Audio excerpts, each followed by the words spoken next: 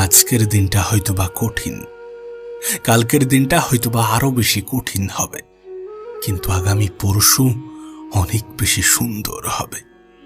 তবে দুর্ভাগ্যবশত বেশিরভাগ মানুষই আগামীকাল সন্ধ্যায় গিয়ে হাল ছেড়ে দেয়। যদি তোমাকে প্রশ্ন করি, তুমি কি এটা বিশ্বাস করো যে ভাগ্য আছে? যদি তোমাকে প্রশ্ন করি যে তুমি কি এটা বিশ্বাস করো প্রত্যেকটা মানুষের জীবনে যেটা ঘটে সেটা শুধুমাত্র ভাগ্যের ফলেই ঘটে থাকে?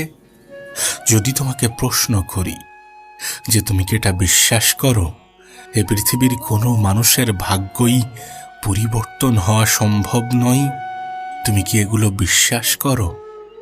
যদি তোমাকে প্রশ্ন করি তাহলে তোমার উত্তর কি হবে? তাহলে তোমার জবাব কি হবে? না, তুমি যদি প্রশ্নটা আমাকে করো, আমি বিশ্বাস করি যে ভাগ্য আছে, কিন্তু ভাগ্যের দোহাই দিয়ে হাত গুটিয়ে বসে থাকাই আমি বিশ্বাসী নই। ঠিক এটা যেমন সত্য যে ভাগ্য আছে, এটাও কিন্তু সত্য যে আমাদের ভাগ্যে কি আছে আমরা কেউই জানি না। আমরা কেউই জানি না কার ভাগ্যে কি লেখা আছে। তাই কোনো স্থানে কোনো কাজের ক্ষেত্রে ভাগ্যের দোহাই না দেওয়াটাই ভালো। তার কারণ এটা কিন্তু নয় যে তুমি যেখানে থেমে যাচ্ছ সেটাই তোমার ভাগ্যের ফল। আমাদের কি সেই অধিকারটা আছে? আমরা নিজেরা কিভাবে নিজেদের ভাগ্যকে ডিসাইড করতে পারি? আমি দেখেছি এই পৃথিবীতে এমন হাজারো মানুষ আছে যারা অনেক স্বল্প বয়সে নিজের জীবনকে পরিবর্তন করতে সক্ষম হয়েছে। আবার এই পৃথিবীতে এমন হাজারো মানুষ আছে যারা নিজের জীবনকে অনেক দেরিতে পরিবর্তন করেছে, কিন্তু করেছে। তাদের মাথায় এমন প্রশ্ন আসতেই পারত যে আমার দ্বারা হবে না, আমার ভাগ্যে মনে হয় এটাই লেখা আছে। অনেকে বলে না যে ভাগ্য পরিবর্তনশীল নয়, কিন্তু আমি এই শব্দে বিশ্বাস করি না। আমি মনে করি সৃষ্টিকর্তা চাইলে ভাগ্যও পরিবর্তন হওয়া সম্ভব, যেটা তুমি মেহনতশীল ব্যক্তির ক্ষেত্রে দেখতে পাবে। আমি দেখেছি এই পৃথিবীর অনেক মানুষ ভাগ্য যে পরিবর্তন হয় না এটাকে ভুল প্রমাণ করেছে, নিজের অতীতকে ভুল প্রমাণ করেছে, মানুষের বিশ্বাসকে ভুল প্রমাণ করেছে। আসলে আমরা যে একগুচ্ছ রিকোয়ারমেন্টের কথা বলি না যে আমার এটার জন্য এটার প্রয়োজন, বাস্তবে কিন্তু তেমনটা নয়। একটা সুন্দর জীবনের জন্য লিমিটেড রিকোয়ারমেন্টই যথেষ্ট। আর তুমি যদি সেই কথাই বলো তাহলে আমি বলবো এই পৃথিবীতে এমনিতেই মানুষের চাহিদার কোনো শেষ নেই। তুমি যদি সেই পরিপ্রেক্ষিতে বলো তাহলে পৃথিবীর কোনো ব্যক্তি সুখী নয়। আর তুমি সেটা ভাগ্যের দোহাই দিয়ে কাটিয়ে দিতে পারো, কিন্তু এটা ভাগ্য নয়, এটা এই পৃথিবীর বাস্তবতা। আচ্ছা, তুমি কি কোনো শিশুকে বলতে শুনেছ যে আমার জীবনটা খুবই সুন্দর?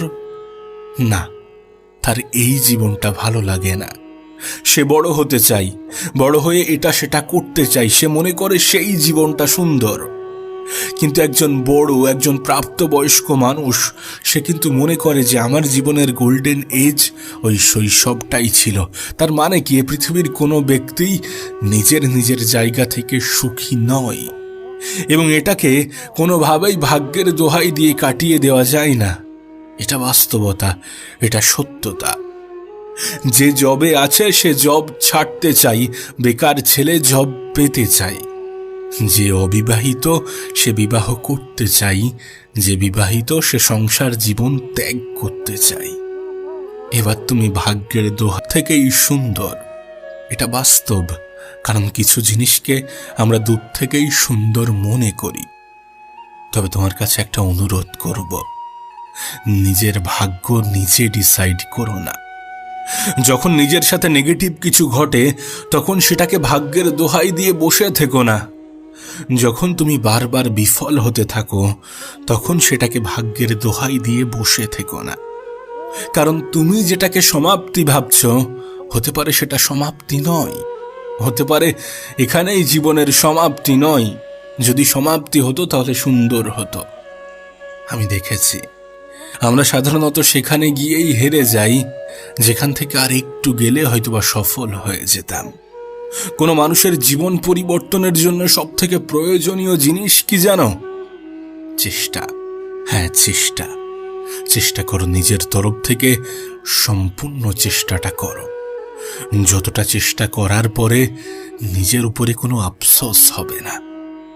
যতটা চেষ্টা করার পরে ভাগ্যকে ভাগ্য হিসাবে ক্লেম করা যায়, ততটা চেষ্টা করো। চেষ্টা একজন মানুষের জীবন পরিবর্তন করতে কতটা সক্ষম সেটা আমি তোমাকে বলে বোঝাতে পারবো না।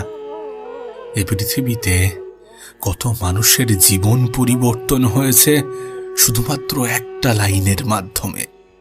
আর একবার চেষ্টা করে দেখি, শেষ চেষ্টা করে দেখি। আমি জানি না তুমি কেমনটা বিশ্বাস করো, আমি জানি না তোমার বিশ্বাসটা কেমন, কিন্তু সত্যি বলতে মেহনতশীল ব্যক্তিদের এ পৃথিবীর পরিচালক কখনো নিরাশ করেন না। তুমি এটা বিশ্বাস করো বা না করো, আমরা এটা বিশ্বাস করি বা না করি, তাতে কোনো যায় আসে না। এটা বাস্তব, এটা সত্য। আমরা কেউই নই আমাদের নিজেদের ভাগ্য ডিসাইড করার মতো। আর সত্যি বলতে বাস্তবতা তো এটাই যে আমরা কেউই জানি না আমাদের ভাগ্যে কি আছে, কোনটা আমাদের ভাগ্য এবং কোনটা নয়। যেটাকে আমরা ভাগ্য ভাবছি হতে পারে সেটা ভাগ্য নয়, এমনটা হতেই পারে। আর এমনটাই হয়, কারণ কিছু মানুষের জীবনে সফলতা বলো বা সুখ একটু দেরিতে আসে, তবে নিশ্চয়ই আসে। তবে এটা বাস্তব, এটা সত্য যে আমরা জীবনের সেই জায়গায় গিয়েই হার মেনে নিই যেখান থেকে আরেকটু গেলে হয়তোবা সফলতা পেয়ে যেতাম। তোমার কাছে একটা অনুরোধ করব, হতাশ হও না, মন খারাপ করো না, নিজেকে অপরাধী মনে করো না, উপরওয়ালাকে দোষারোপ করো না। তুমি হয়তোবা তানার অপেক্ষায় বসে আছো যে তিনি কখন তোমার জন্য কিছু করবেন, কিন্তু উল্টোভাবে কেন ভাবছো না? ভিন্নভাবে কেন ভাবছো না? বিপরীতভাবে কেন ভাবছো না?